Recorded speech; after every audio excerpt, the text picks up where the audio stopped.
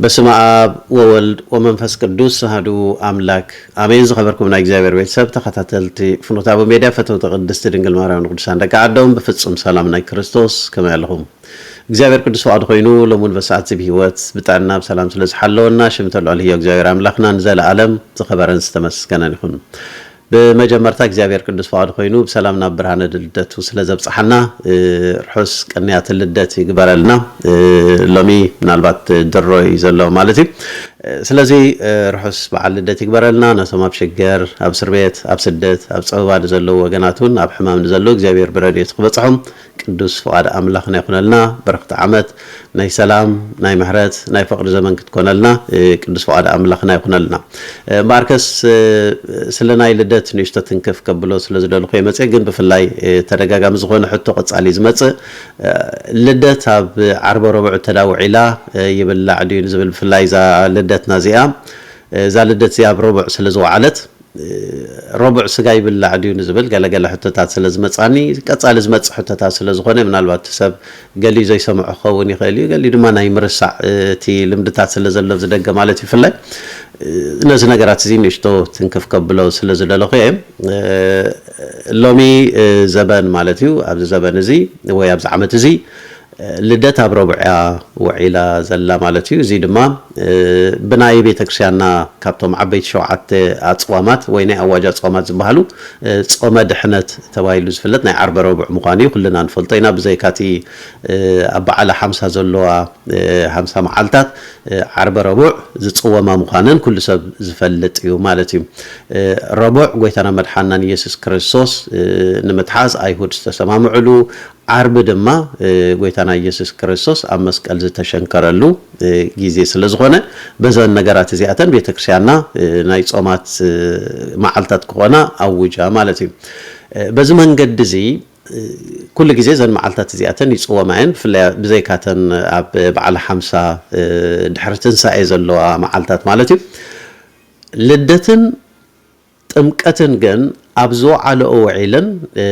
ይብላዓየን ማለት እዩ። እዚ ድማ ቤተክርስትያን ዝሰርዓተልና ማለት እዩ። እዚ ኣብ ዝወዓላ ውዒለን ይብላዓየን ማለት እንታይ እዩ? ሰኞ ሰሉስ ወይ ቀዳመ ሰንበት ተዳውዒሉ እዚ ልሙድ ነገር እዩ። ግን ኣብ ረቡዕ ተዳውዒላ ክልተ ተጋጫው ነገር ክመስል ይኽእል ማለት እዩ። በቲ ቤተክርስትያን ጾመ ድሕነት ኢላ ካብቶም ናይ 7 ጾማት ናይ ኣዋጅ ጾማት ማለት እዩ ካብኣቶም ኣውጃትልና ኣላ። በቲ ድማ ልደትን ጥምቀትን ኣብ ዝወዓለኦ ይብላዓየን። ስለዚ ልደት ኣብ ረቡዕ ወይ ኣብ ዓርብ ተዳውዒላ እንታይ ትኸውን እዩ ዘለቲ ሕቶ። ስለዚ እዚ ድማ ተደጋጋሚ ዝምለስ ስለ ዝኾነ ጥልቕ ኢለብኡ ዝኣትወሉ ነገር የብለይን። ግን ሕፀር ብዝበለ መንገዲ ዓርብን ረቡዕን ዋላ እንተውዒለን ልደትን ጥምቀትን ይብላዓየን ማለት እዩ። ሕጂ ኣብ ክንድኡ ግን ንኣብነት እዛ ናይ ሎም ዘበን ወይ ናይ ዘብ ዓመት እዚ ልደት ኣብ ረቡዕ ውዒላ ኣላ ንብል ኣለና። ረቡዕ ስለ ዝወዓለት ግን ጾመ ገሃድ ትበሃል ኣላ ብናይ ቤተክርስትያንና ስርዓት ዝተቐመጠት ማለት እዩ። እዚኣ እንታይ ማለት እዩ? መተካእታ ናይታ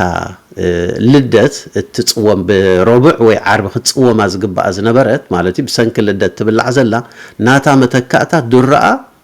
ወይ ቅድሚኣ ዘላ መዓልቲ ትጽወም ማለት እዩ። ስለዚ ልደትን ጥምቀትን ኣብ ረቡዕ እንተዳውዒለን ሶሉስ ትጽወም ማለት እያ። ረቡዕ ከዓ ትብላዕ ማለት እዩ። ወይ ድማ ኣብ ዓርቢ መዓልቲ እንተዳውዒሉ ድርኣ ዘላ መዓልቲ ሓሙስ ማለት እዩ። ቅድምታ ኣውዳመት ዘላ መዓልቲ ሓሙስ ትጽወም ማለት እዩ። እዚኣ ጾመ ገሃድ ተባሂለን እየን ዝፍለጣ። መብዛሕትኡ ግዜ እዚ ናይ ልደት ኣብ ረቡዕ እንተዳውዒላ ወይ ኣብ ዓርቢ እንተዳውዒላ ምስ ናይ ጾመ ነቢያት ዝተተሓሓዘ ስለ ዝኾነ ድርኡ ማለት ብኣግኡ እውን ጾም እዩ ዘሎ ማለት እዩ። እቲ ናይ ልደት መዓልቲ ቅድሚኡ ዘሎ መዓልቲ ጾም እዩ። ስለዚ ድርብ ጾም ይኸውን ኣሎ ማለት እዩ። ያ መዓልቲ ናብነዛ ሶሉስ እዚኣ ናይ ጾመ ነቢያት ናይ ገዛ ርእሳ ናይ ጾም ኣለዋ እንደገና ድማ ረቡዕ ስለተበላዕ ብሰንኪ ናይ ልደት ጾመ ገሃድ ተባሂላ ድማ ትረአ ዘላ ድርብ መዓልቲ ሒዛላ ማለት እዩ ስለዚ ይበላዕ ኢሉ መባለ በቀልል ዝበለ መንገዲ ኣብ ቅድሚ ዘሎ ግን ሶሉስ መዓልቲ ጾመ ገሃድ ወይ ድማ መተካእታ ወይ መለወጥታ ናይ ረቡዕ ወይ ድማ ዓርብ እንተዳውዒሉ መተካእታ መዓልቲ ጾመ ገሃድ ተባሂሉ ይፍለጥ ጾመ ገሃድ ምናልባት ሊቃውንቲ ብክልተ ነገር እዮም ዝፈትሑ ሓደቲ መለወጢ ወይ ድማ መተካእታ ማለት እዩ ኣብ ክንደታ ናይ ልደት ወይ ናይ ጥምቀት ጾም ዝብላዕ ማለት እዩ ኣብ ክንደኣት ትጽወም መዓልቲ መተካእታ ማለት እዩ በቲ ሓደ ወገን ድማ ናይ ምግሃድ ምዃኑ እውን ሊቃውንቲ ቤተክርስቲያን ይገልጽዎ እዮም ምግላጽ ማለት እዩ ገሃድ ማለት በቃ ጋህድ ዝኮነሉ ናይ ጎይታና መድሓና ኢየሱስ ክርስቶስ ኣብ ልደት ኣምላኽ ሰብ ዝኮነሉ ምስጢር ሰብ ኮይኑ ዝተራእየሉ ዝተጋህደሉ ምስጢር ማለት እዩ ኣብ ግዜ ጥምቀት ዘላ እቲ ቅድሚያ ዘላ ጋህድ ትበሃል መዓልቱን ናይ ስላሴ አካል ዝተገልጸሉ ምስጢር ኣብን ወልድን መንፈስ ቅዱስን ማለት እግዚአብሔር በሰለስተ አካላት ዝተገልጸሉ ምስጢር ማለት እግዚአብሔር ወልድ ኣብ ሩባ ዮርዳኖስ ቢድ ቅዱስ ዮሐንስ እንዳተጠምቀ ኮሎ እግዚአብሔር አብ ወድማ በሰማያት ኮይኑ በድምጽ ነው ብዙ ሰመርኩ ፍትወደ ኢሉ እንዳመስከረ እግዚአብሔር መንፈስ ቅዱስ ድማ በአምሳል ርግቢ ኣብ ጎይታና መድሓና ኢየሱስ ክርስቶስ ኣብ እንዳዓረፈ ኮሎ ሰለስተ አካላት ናይ እግዚአብሔር ዝተገልጸሉ ወይ ዝተጋህደሉ ምስጢር ስለዝኾነ ጋሃድ ተባሂለን ይጽዋዓ ማለት እዩ ስለዚህ እቲ ምግላጽ መተካእታ ወላ ሓንቲ ዝፋረስ ነገር የብሉን ማለት እዩ በቅልል ዝበለ መንገድ ግን ዘረባኸን ዋሕኩ ጥምቀትን ልደትን ወይ ልደትን ጥምቀትን ኣብ ዝወዓሎ መዓልቲ ዋላ ረቡዕ ይወዓላ ማለት እዩ ዋላ ዓርቢ ይወዓላ እቲ ጾም ዝኾነ ናይ ኣዋጅ ጾም ዝኾነ መዓልቱን ይበላዕ ማለት እዩ ስለዚህ ብሩኽ ጾም ይግበረልና ብጎይታና መድሓና ኢየሱስ ክርስቶስ ብናቱ ልደት ዓለም ተሕጎሰሉ ዓለም ተፈሳሐሉ ዘመን ይግበረልና ማለት ቅድሚ 2000 ዓመት አቀዲሙ ዝተፈጸመ ስራሕ ማለት እዩ ናይ አምላኻዊ ስራሕ ሰብ ዝኾነሉ ምስጢር ማለት እዩ እዚ ድማ ብልደት ናይ ጎይታና ኢየሱስ ክርስቶስ ህዝብና ህዛብን ከም ዝተሓጎሱ ምንም እንኳ ብናቱ ልደት ዝጓሃዩ ብናቱ ልደት ዝሓዘኑ እንተነበሩ ንግስነቶም ከይመንጠል ከም ንበዓል ሄሮድስ ማለት እዩ ብናቱ ልደት ግን ዓለም ከም ዝተሓጎሰት ዓለም ከም ዝደሓነት ካብ ልደት ክሳብ ቀራንዮ ዘሎ ተናይ ነገር ምድሓን ተባሂሉ ዘሎ ብልደት ናይ ጎይታና ኢየሱስ ክርስቶስ ብምግላጽናቱ ኣብ ዝምድር እዚ ቀዳሞት ወለድና ብዘጥፍዎ ጥፋት ወይ በደል ማለት እዩ አቦና አዳምና ዲና ሔዋንን ዓለም ናብቲ ቅድም ዝነበረቶ ስፍራን መምላስ ጎይታና ኢየሱስ ክርስቶስ ዋጋ ከም ዝከፈለልና በጃ ከም ዝኮነልና ዝገልጽ ምስጢር ማለት እዩ ቅዱስ ጳውሎስ ናብ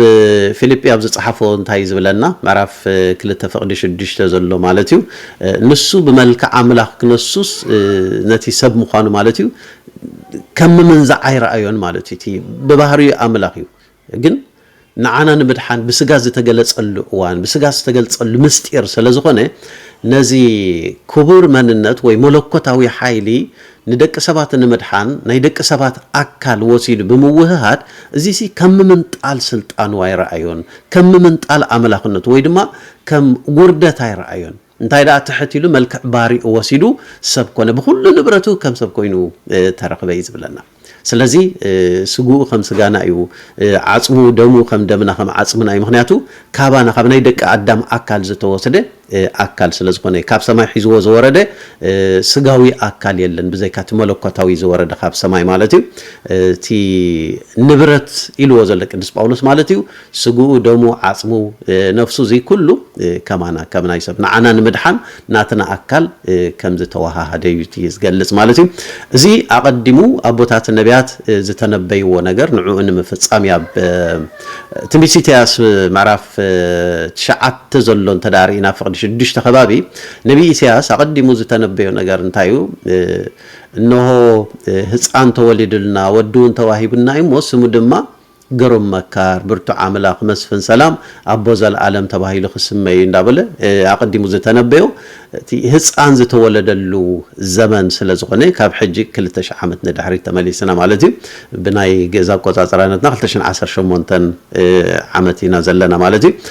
ስለዚህ ቅድሚ 2018 በዝናይ ገዝ ካላንደር አቆጻጽራ ጎይታና ኢየሱስ ክርስቶስ ወይ ድማ አምላኽ ሰብ ዝኾነሉ ምስጢር ማለት እዩ ወይ ድማ ምስጋ ዝተዋሃሃደሉ ህፃን ተወሊድልና ወዱን ተዋሂብና ተባሂሉ በቦታትና ነቢያት ቅድሚ 6-7 ክፍለ ዘመን ዝተነበየ ዝተነገረ ትንቢት ኣብቲ ቅድሚ 2000 ዓመት እንብሎ ዘለና ጎይታና ኢየሱስ ክርስቶስ ዝተገልጸል ወይ ዝተወለደሉ ጊዜ እዩ ማለት እዩ ብዙሕ ጊዜ ተደጋጋሚ ከም እንገልጾ ጎይታና ኢየሱስ ክርስቶስ ማለት ወይ ድማ ኢየሱስ ክርስቶስ ማለት ክቡር ፈውስ ማለት እዩ የቀጥታው ትርጉም እንተዳወሲና ግን ከንቲ በተደጋጋሚ ዝተፈላልየ ርእስቲ ዝገለጽኩ አካላዊ ቃል ወይ ድማ መለኮታዊ ኃይሊ ወይ መለኮታዊ አምላኽ ምስቲ ሰብአዊ መንነቱ ባዕሉ አቀዲሙ ዝፈጠሮ ማለት እዩ አካል ተዋሃሂዱ ኣብዚ ዓለም እዚ ዝተገልጸሉ ማለት እዩ መለኮትን ስጋን ተዋሃሂዱ ካብ ቅድስት ድንግል ማርያም ዝተወለደ ኢየሱስ ክርስቶስ ይባል እዚ እንታይ ማለት እዩ ፍጹም ሰብ ፍጹም አምላኽ ማለት እዩ ካብ ሰማያት ዝወረደ አካል አሎ ካብ ምድሪ ወይ ካብ ቅድስት ድንግል ማርያም